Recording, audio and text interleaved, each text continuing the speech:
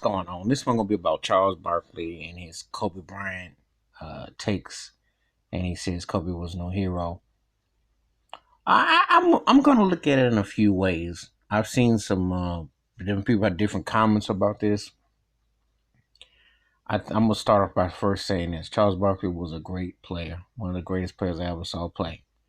Um, as a color commentator, he changed the landscape because before he took up, as far as being an ex-jock, ex-jocks didn't really give you much personality as far as like talking about the game and making light of some of what they saw as far as what the players were really going on, in the sense that if they were whack or he saw something, he just called out the league. So he brought that humor to it. And his general takes, for the most part, I was cool with. However, now I'm going to get to this thing with him and Kobe. He has called Kobe Bryant one of the greatest players ever, considered one of the 5 greatest players ever.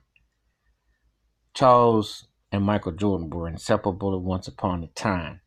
Part of me, if I'm going to give you my theory, my take, part of me thinks that one of the reasons why he would come at Kobe, certain things he would say would be because he hyped Jordan and he been there, done that. So from that angle, I could see him kind of keeping Kobe away if he wanted to from that angle. However, when he mentions the basketball and what happened with the allegations in Kobe's life for the same at this juncture in time, he's trying to get that bag that Gayle King, Steve Harvey, and what I call other tap dancing, some black folks are doing.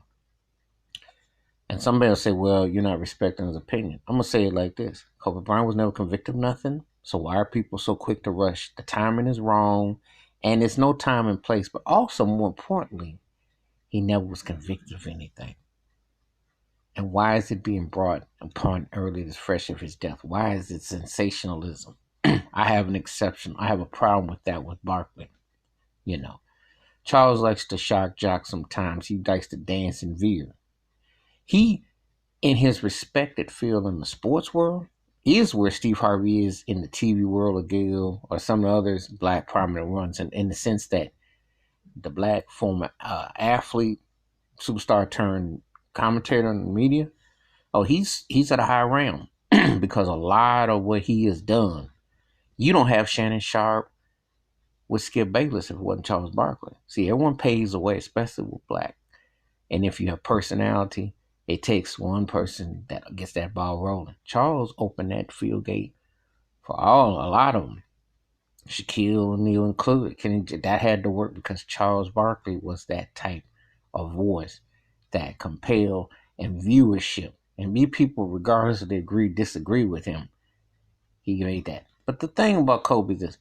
So he's a hero to quite a few people. But it all depends on how you look at that. And if I was looking at a modern athlete and I would use that word, and I don't use that word lightly, because there are very few. Charles was coming from the Muhammad Ali, Bill Russells of the world, John Carlos, those guys,